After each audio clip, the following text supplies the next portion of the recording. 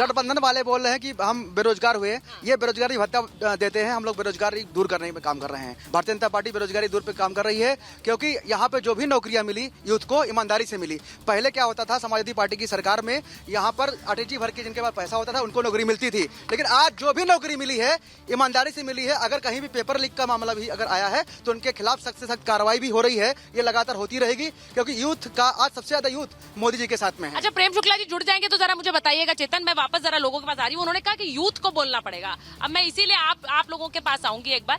Youth को बोलना होगा। सर, आप आगे आ जाइए। अब पहले तो सरप्राइज फैक्टर था, आपके भैया ने क्या बोल दिया, आप खुद हैरान रह गए कि तुम ऐसा बोले हो। अब ये बताइए, आपको क्या लग रहा है, उनकी बात से सहमत है या इन भाई साहब की बात? अच्छा, आप पहले बोल दिए। बेरोजगारी तो चल रही है इस समय, तो हमने तो वोट कांग्रेस को दिया है। अच्छा, हाँ। अच्छा, देखिए अच्छी बात ये है, बेरोजगारी चल रही है, वो कह रहे हैं कांग्रेस को वोट दिया। दुष्यंत जी देख लीजिए, वो कांग्रेस के वोटर निकल आए हैं बीच में से। और मैं इसलिए पूछ रही हूँ, नहीं चलिए, मैं एक बार इसलिए पूछ रही हूँ, गठबंधन को वोट दिया उन्होंने, वो कह रहे हैं कि बेरोजगारी है। अब राहुल गांधी रायबरेली में आज पहुंचे तो उनके लिए गो बैक के नारे लग गए। अब यहाँ वोटर है उनके, ये मैं नहीं कह रही, यहाँ पे एक व्यक्ति आ रहे हैं, वो कह रहे हैं हमने वोट दिया, लेकिन ये जो राहुल गांधी रायबरेली में गए हैं, सबसे ज्यादा इंटरेस्ट उनकी सीट को लेकर है। वो आ रहे हैं, नहीं आ रहे हैं। मैं अपने मेहमान के पास जाऊं, दुष्यंत नागर जी स्टूडियो में, उससे पहले आप बोले। राहुल जी बूथ पे इसलिए दौड़ रहे हैं क्योंकि वो हार रहे हैं। अच्छा, बूथ पे तो वही व्यक्ति दौड़ता है जब वो चुनाव हार रहे हैं, नहीं तो कहीं प्रचार कर रहे होते। अभी तक कोई भी मोदी जी, अमित शाह जी जिस दिन वोटिंग किए, वोटिंग कर करके वो वहां से निकल गए, दूसरी जगह रैली करने लगे। कोई भी इतना बड़ा नेता तभी जाता है बूथ पर जब वो चुनाव हार रहे हैं। राहुल जी 100% चुनाव हारेंगे।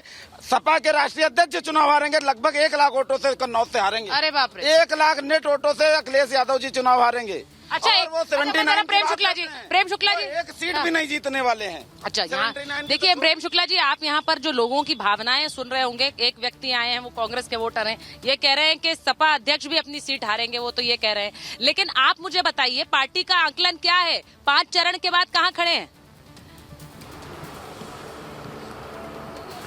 देखिए, जैसे आदरणीय अमित शाह जी ने चौथे चरण के बाद ही बताया था कि भारतीय जनता पार्टी ने स्पष्ट बहुमत चौथे चरण में ही प्राप्त करने की स्थिति बना ली थी। अब 5वें चरण के बाद हम जो हैं 325 सीटों को पार करने की स्थिति में आ गए हैं। एनडीए जो है वो 400 सीटों की ओर लगातार बढ़ रहा है और आदरणीय नरेंद्र मोदी जी के नेतृत्व में हैट्रिक तो होगी, शानदार हैट्रिक होगी। भारत के लोकतांत्रिक चुनावी इतिहास में अभूतपूर्व परिणाम आएगा। ये कभी नहीं हुआ कि पंडित नेहरू 1952, 57, 62 का चुनाव जीते थे, लेकिन 52 की तुलना में 57 में कम, 57 की तुलना में 62 में कम। लेकिन इनका जो है मोदी जी का 14 की तुलना में 19 में बेहतर, 19 की तुलना में 24 में बेहतर परिणाम।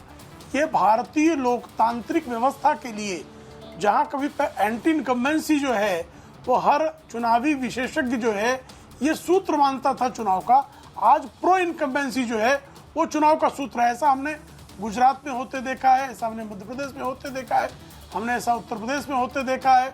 हम विविध राज्यों में जहां भी भारतीय जनता पार्टी और आदरणीय नरेंद्र मोदी जी 2002 के बाद लगातार चुनाव जीतते रहे। जिस चुनाव का उन्होंने नेतृत्व किया, 2002 में गुजरात के चुनाव का नेतृत्व किया, जीते 7, जीते 12, जीते 14 में वो केंद्र में 14 जीते, 19 जीते और 24 भी जो है वो रिकॉर्ड बहुमत से जीतेंगे। और स्थिति ऐसी होगी कि वंशवाद के तमाम चिराग जो हैं, जो भ्रष्टाचार के, वंशवाद के, आतंकवादियों को समर्थन करने के, आतंकवादियों को समर्थन करने तक का तुष्टीकरण करने के जो प्रतिनिधि हैं, जो महिलाओं पर अत्याचार करने वालों के समर्थक हैं, ऐसे सारे लोगों की दारुण पराजय।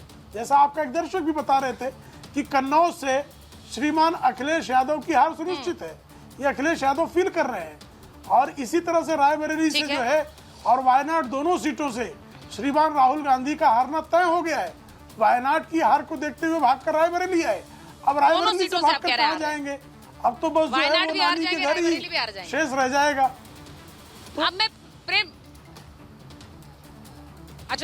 प्रेम शुक्ला जी, मैं एक चीज पूछना चाह रही हूँ। आपने कहा प्रेम शुक्ला जी हैं और वो कह रहे हैं कि सारे जो प्रो एंटी इनकम्बेंसी एक होती थी कि भाई दोस्त सरकार आ रही है तो फिर दूसरी बार जनता उन्हें रिपीट नहीं करती है, तो एक गुस्सा होता है सरकार के खिलाफ। यहाँ ऐसा नहीं है, यहाँ प्रो इनकम्बेंसी है, मतलब उस सरकार को लाने की कोशिश कर रही जनता। ऐसा है क्या? जी ऐसा है, तभी अखिलेश जी कन्नौज से चुनाव हारने जा रहे हैं और राहुल बाबा जो है रायबरेली से हारने जा रहे हैं। उन लोग के चेहरे देखिए किस प्रकार से उनके चेहरे की हवाई उड़ी हुई है कि आज वो गो बैक के नारे लग रहे हैं और प्लस वो लोगों को डांट रहे हैं। आज वो जो है चुनाव अधिकारी के पास शिकायत करने गए थे।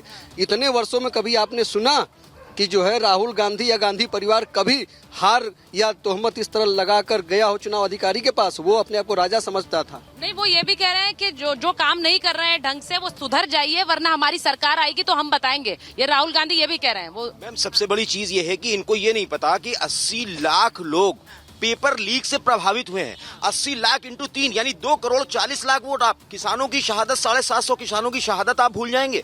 और जिस तरीके से भ्रष्टाचार, यहाँ पर आपने 21 टॉप भ्रष्टाचारियों को अपनी पार्टी में लिया।